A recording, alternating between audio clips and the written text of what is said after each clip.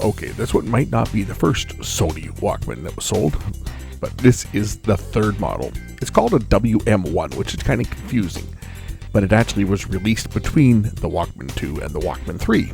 They came out with then the Walkman 1. Technically, this is the third generation of Walkman that was available in North America, and I have one here. Let's check it out. This is a very old Sony Walkman, and although some would think from the model number of this one, WM1, that it is the first Walkman player, but it actually is not. It's actually the third. There was two models prior to this that were released. The first one that showed up in Canada that I ever saw was the Walkman 2 or WM2, which was a smaller one than this. And this was the second model, the WM1, which was a more larger tape transport and presumably less expensive to manufacture. No, definitely a lot less expensive to manufacture than the WM2. The first Walkman was the TPS-L2, which was approximately the same size as this one. It was blue and white with a metal case, playback only.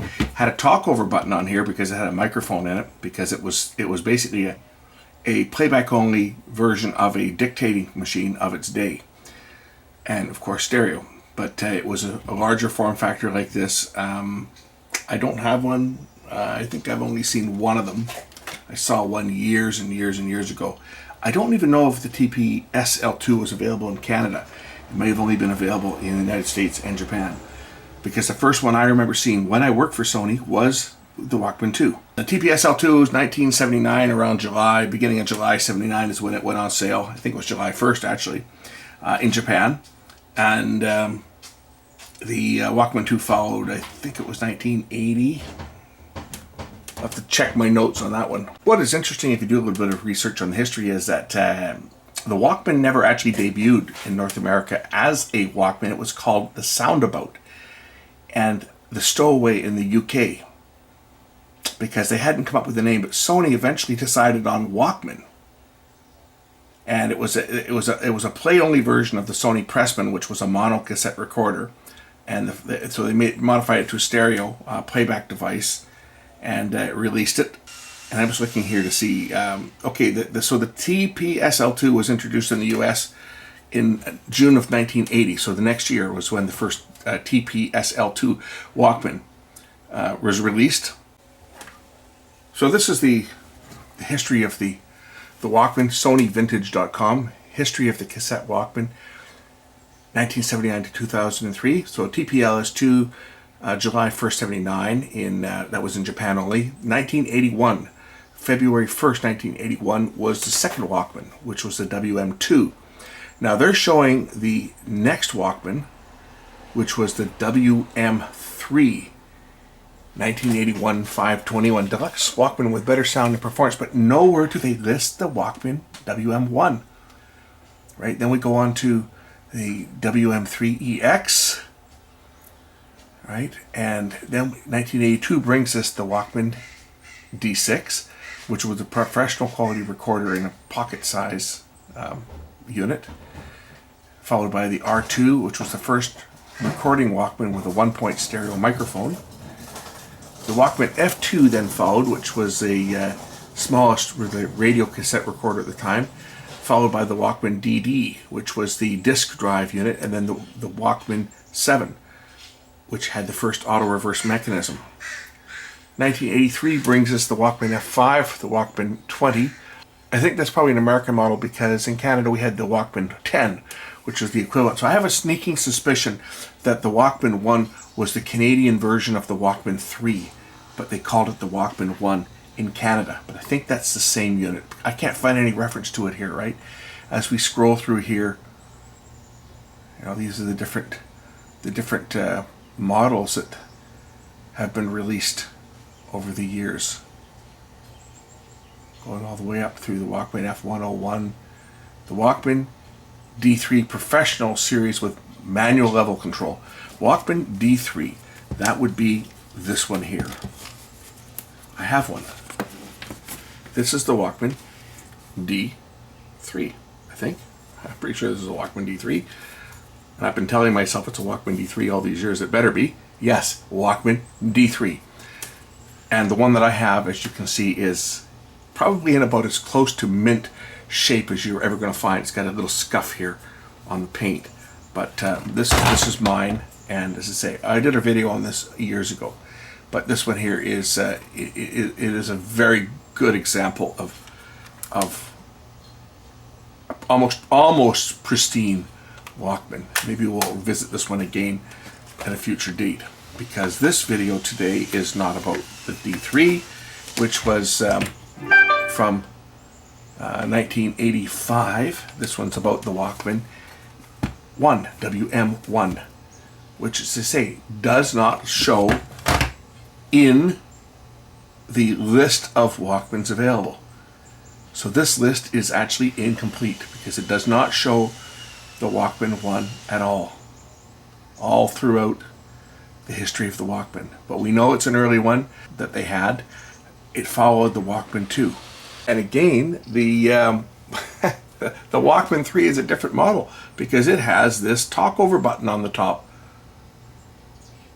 and it plays metal tapes. So where the heck is the Walkman 1?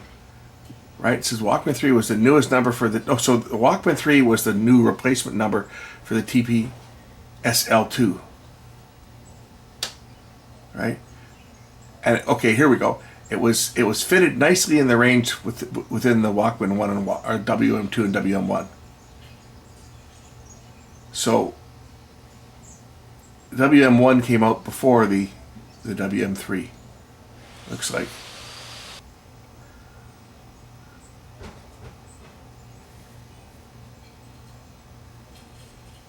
And there's the order.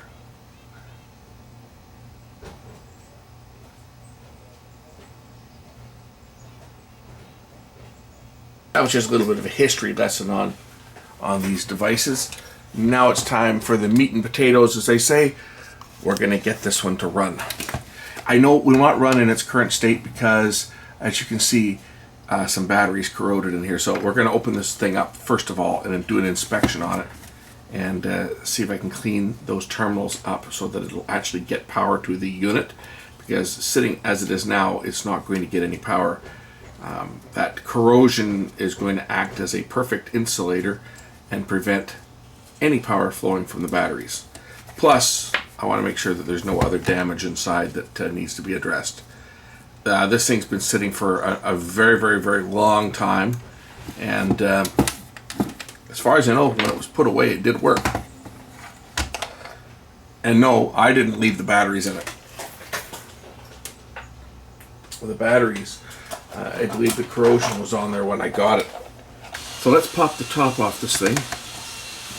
Oh, great. This is where my little blue Walkman screwdriver would come in handy, which I don't have anymore thanks to my brain dead, now 22-year-old, using the end of the screwdriver to pry some batteries out of something. Snapped it. And then, I didn't know it was going to break.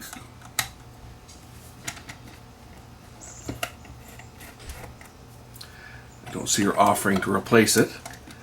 Just like she didn't offer to replace my neon sign that she broke when she was a little younger. Okay, there's the unit itself. Hey, the belt's actually still intact on this thing. The belt is kind of mushy. That's got to get changed for sure. For sure. Well, probably. I'm sure it's going to slip. It hasn't turned to mush yet, but it's pretty sloppy. I'm sure I may be able to find one of those. I got to clean this up though. This is the first order of business, is to clean out this gunge here. This looks like alkaline battery.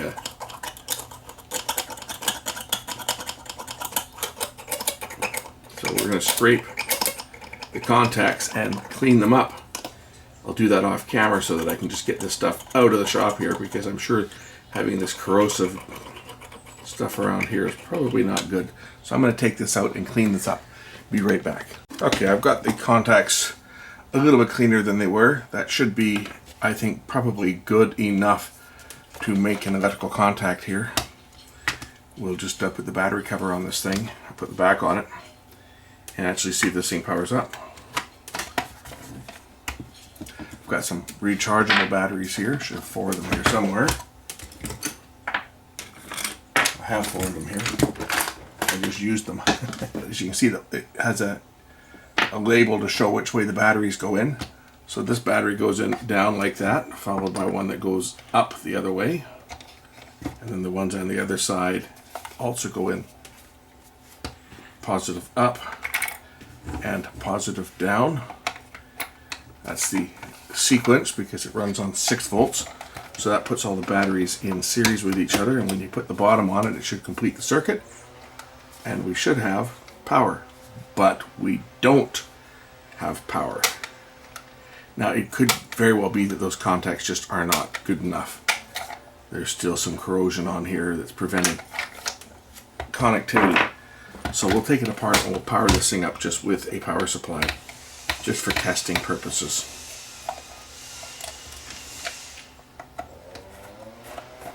If the unit works, then it'll just be a matter of repairing those contacts on the batteries. But there may be other problems with this besides the battery contacts. There very well is other problems with it, just because it's so old. It's easy to figure out which terminal is which because it's marked here. The bottom terminal, this is the positive terminal over here, plus it's got a red wire on it, this one being the negative terminal. And now when I press the play button, it should run, and it does. So that's a good sign. It means this thing's probably going to work.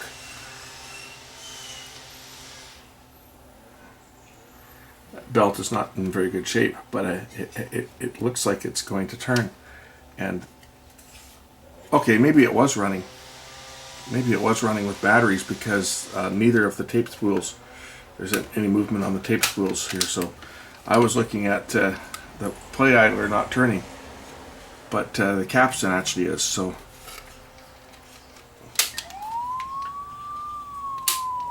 it's not going to play a tape anyway. It'll probably eat a tape nicely.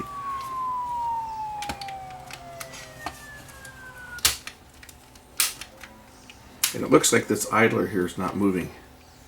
See, that idler should be moving into position to supply power from the flywheel over to the take-up and supply spools, and it's not moving. So there is a problem. Let's remove the, I think I can probably remove the circuit board on this one by just removing a screw or two.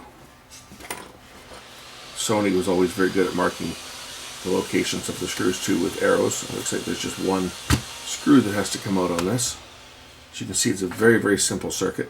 Two ICs, it looks like. Yeah, 2 ICs. IC 101 and IC 201. Those will be for your amplifier.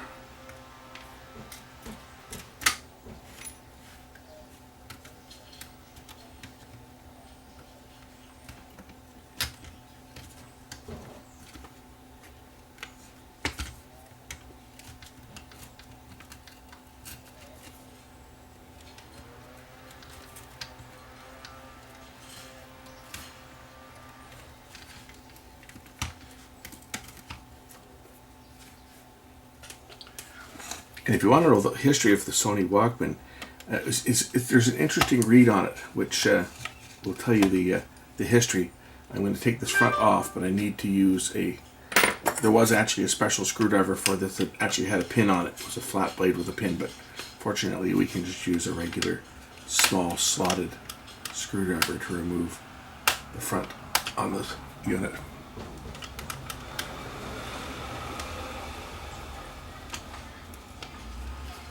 This should just lift off.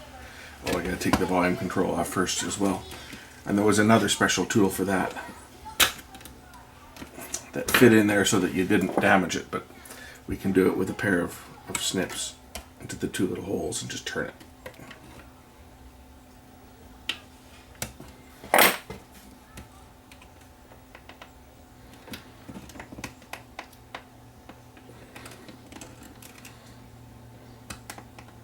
I can tell this one's never been off.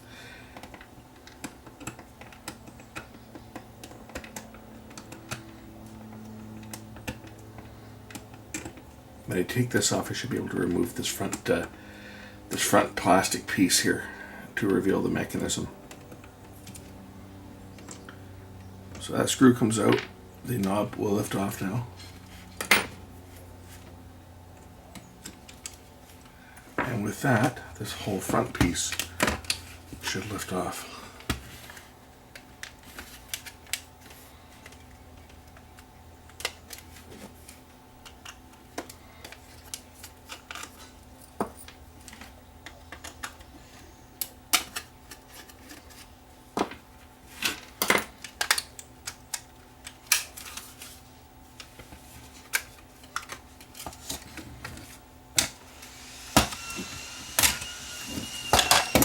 And then the top lifts off. See, this is how you tear down a Walkman. And there's the mechanism. And then the circuit board will lift out of here as well to reveal the entire mechanism. I guess I should probably remove power from this thing at this point.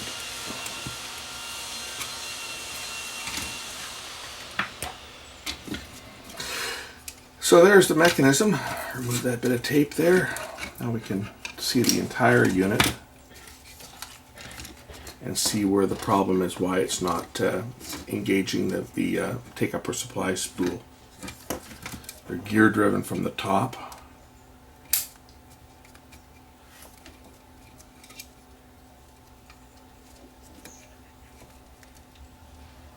When I press down rewind, it's not engaging. Nothing is engaging.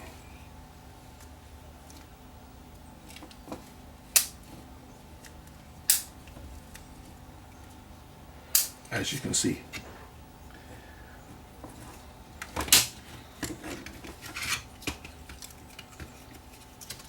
And that's all controlled by these little levers on the bottom. So I've got to figure out which one's not doing its job. Something is sticking. This one should move here. This lever should move up to make contact with the flywheel, and it's not.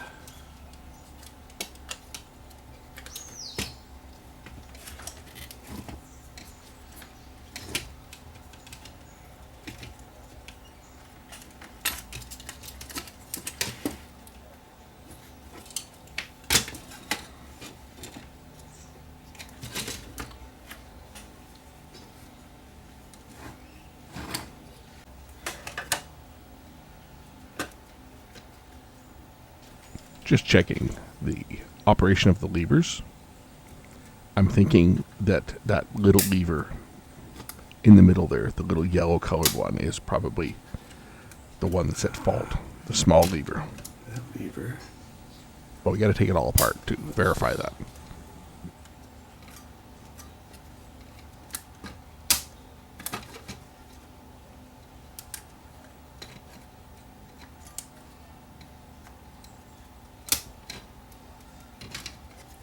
That's the stop button there.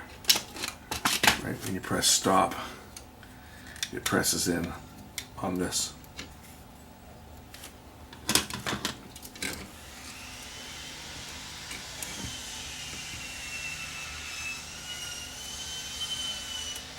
This appears to be sticking. That should move over like that, which it now is.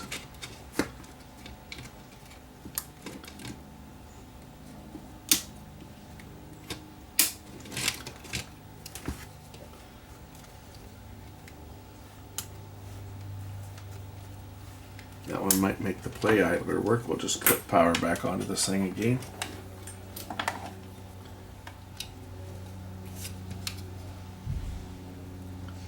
It's not going to turn on until I close this little switch though, because that's what turns on the motor. But I just want to see what happens when I press play and I close the switch, whether the play idler is going to move, which it now is. So that solved that problem. But I still haven't solved the rewind problem or the fast forward problem, because the gears that engage them are not moving. Should be that gear moving there.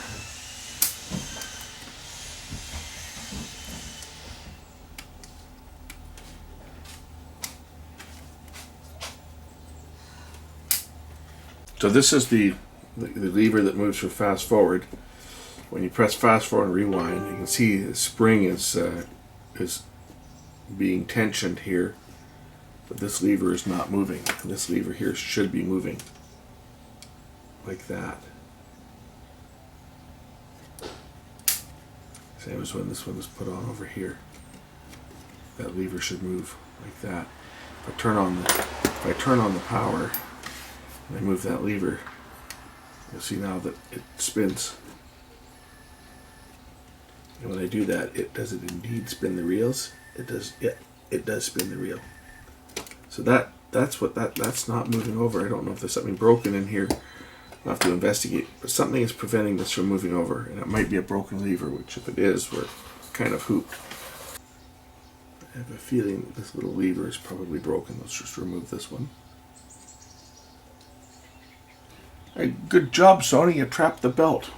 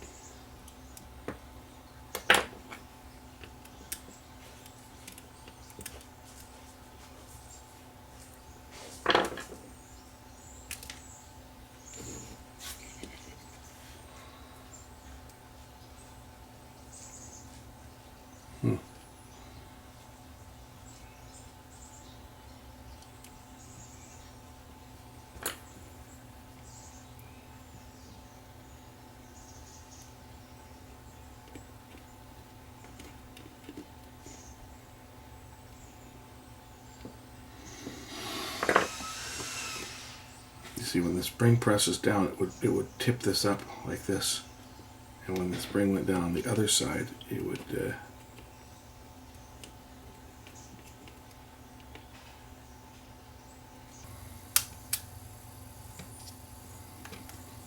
this is the auto stop lever over here. That's triggered by the flywheel. There's a little catch down here.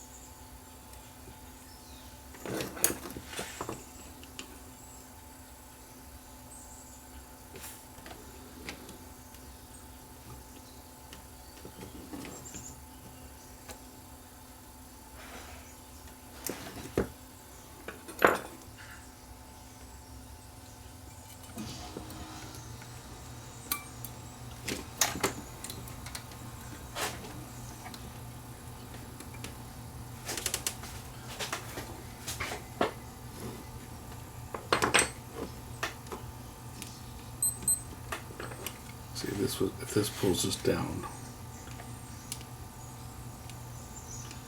right? See, if there's a pin in there, that's how it works. I don't know how the other one works for the other side. It must push it directly. How does this other one work? Oh, there's another side to that that's broken off. I see what's happened here. Yeah, I can see exactly what's happened on this clip. I wonder if I can get the clip out without removing that idler again. But there's a little, okay, there's two pieces that are broken off of this lever.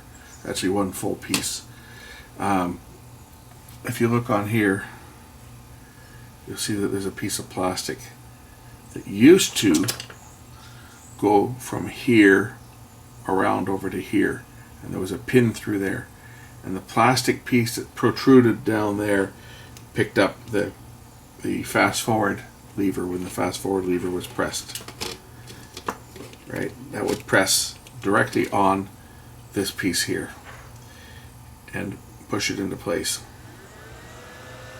It would push it down like that, which would push that up against the idler. When you went into rewind, it pushed on this side, which brought the idler back this way. One pushed the idler that way, and the other one brought the idler back like that. That's how they went to fast forward and rewind. And what that did, if we look on the other side here, is pushing it one direction would push it into the gear here. Would push it in and mesh with that gear like that, you see?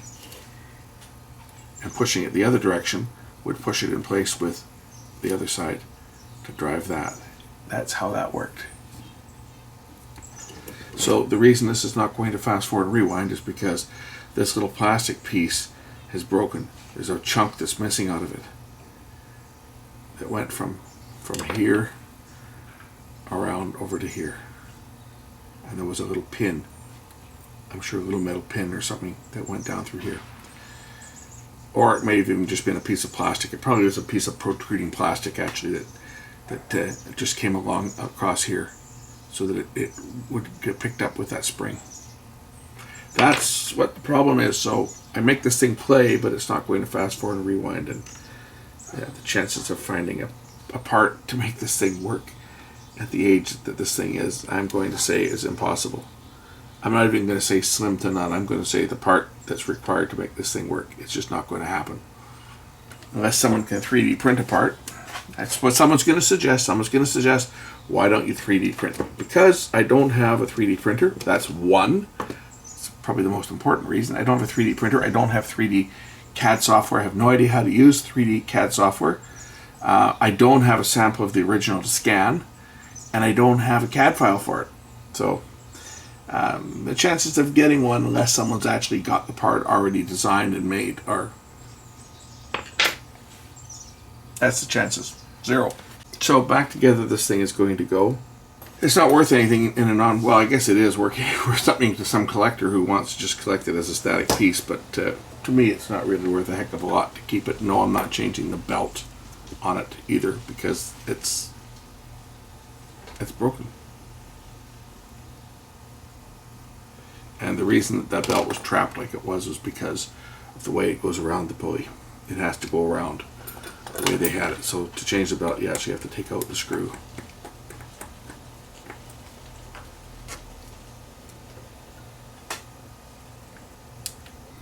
I can just see the thumbs down coming now because I didn't go and fix this thing. I didn't attempt to make a part, or I didn't attempt to print one. I can just see it right now. All the haters out there.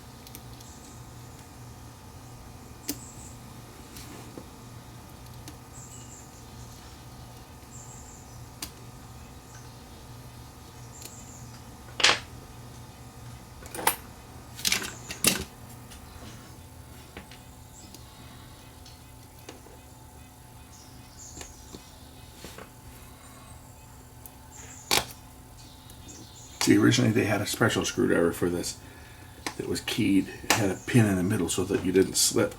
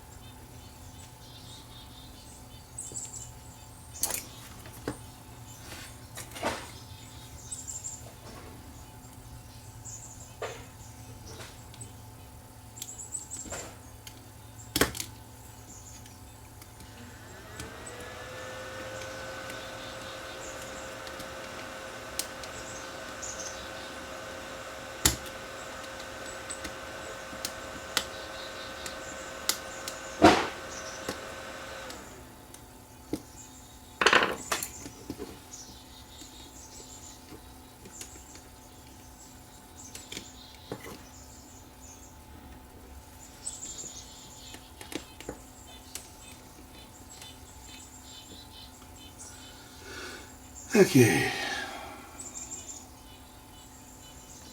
I've got that back in place. If you're wondering, that's the eject lever.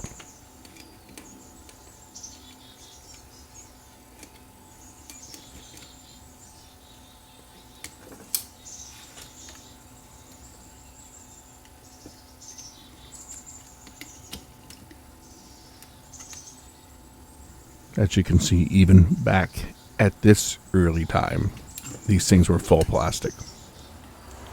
It's always the plastic parts that break. We got one metal lever, which is a high stress part for ejecting the tape, and the metal bracket that holds the flywheel on, and the flywheel, and that's about it for the metal parts on this. Everything else is totally plastic, which is not something you really would have expected at the era of this, because back in the early 80s, things were still better made, right?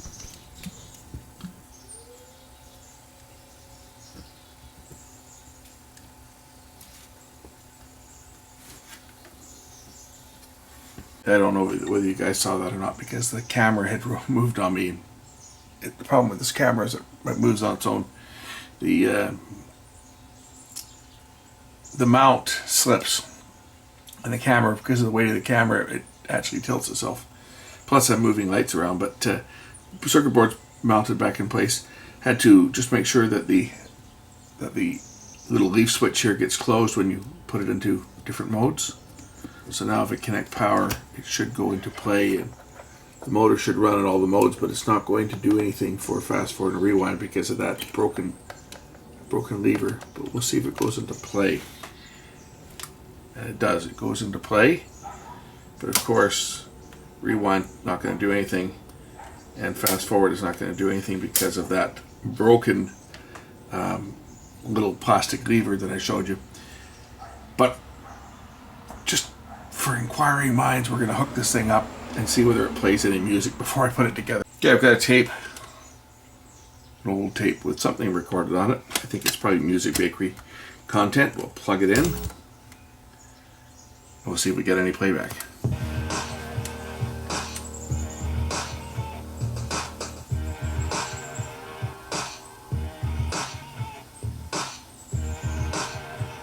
Actually, it's not playing bad. Even the wow and flutter is very low, thanks to that generous flywheel. The auto stop should work too if I pull down this little, where is it here? This little lever here, I think. Where's the auto stop on this thing? Maybe here. That's a little lever here. Yeah, auto stop works. It just does not fast forward and does not rewind due to that broken lever. If I could find one of those levers, I could make this thing work and fast forward and rewind, but it will play. So we're halfway there. Anyway, that's about as far as I'm going to get on this unit, because we'll put it together and try it with batteries too. But it's as far as I'm going to get on this unit, because without that piece that's broken, it's kind of a lost cause. So we'll just throw the mechanism back together.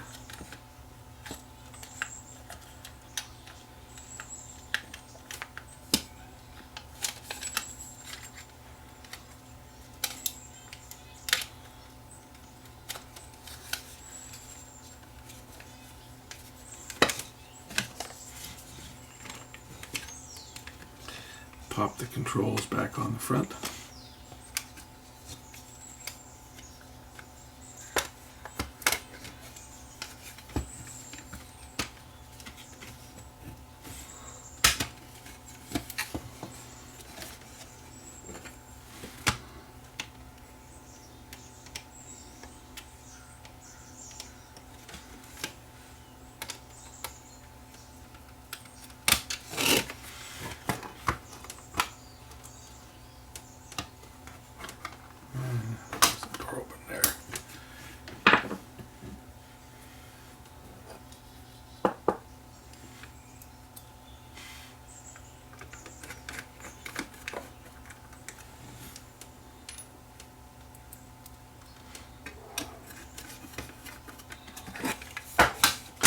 Just remount this board with the little spring on here. It's a grounding spring. I think there's probably a shield.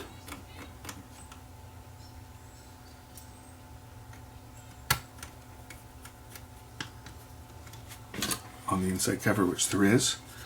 Little metal shield here. And what that does is that shields the back side of the board. And these wires were just kind of out of the way over here like this, just away from the belt. Again, no big deal, because it's not going to get into the belt like this. We'll just kind of prop them out of the way, just as long as the back can go on without hitting them.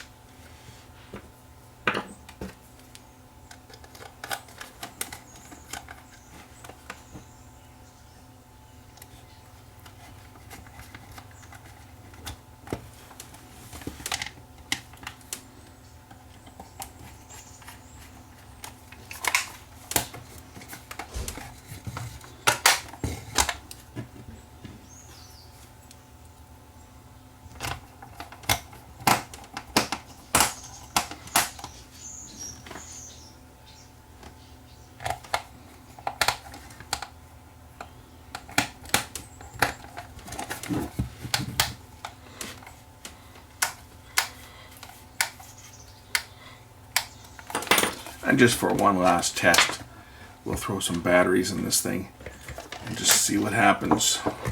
Okay, batteries are in.